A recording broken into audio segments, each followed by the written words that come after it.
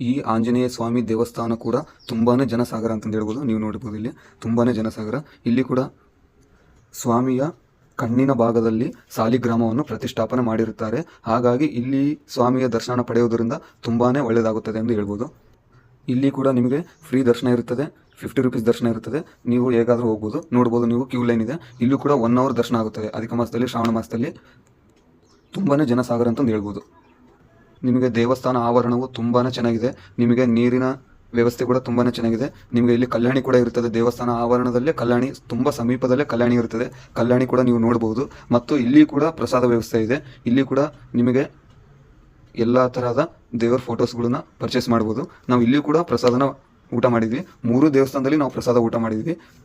ಈ ದೇವಸ್ಥಾನವು ಹಾವೇರಿ ಜಿಲ್ಲೆಯ ಬ್ಯಾಡಗಿ ತಾಲೂಕಿನ ಕದ್ರಮಂಡಲಿಗೆಯಲ್ಲಿ ಇರುತ್ತದೆ. ಇಲ್ಲಿ ಕೂಡ ಬಸ್ ಫೆಸಿಲಿಟಿ ತುಂಬಾ ಚೆನ್ನಾಗಿದೆ. ನಿಮಗೆ ಪ್ರೈವೇಟ್ ವೆಹಿಕಲ್ ಇದ್ದರೆ ಪ್ರೈವೇಟ್ ವೆಹಿಕಲ್ ಕೂಡ ತಗೊಂಬರ್ಬೋದು. ಮತ್ತು ನಿಮಗೆ ದೇವಸ್ಥಾನ ಸಮೀಪದಲ್ಲೇ 500 ಮೀಟರ್ ಒಳಗಡೆ ತಿರುಪತಿ ತಿಮ್ಮಪ್ಪನ ದೇವಸ್ಥಾನ ಕೂಡ ಇರುತ್ತದೆ. ಇಲ್ಲಿ ನೋಡ್ತಾ ಇರ್ಬೋದು, ಇದೆ ತಿರುಪತಿ ತಿಮ್ಮಪ್ಪನ ದೇವಸ್ಥಾನ ಇದೆ.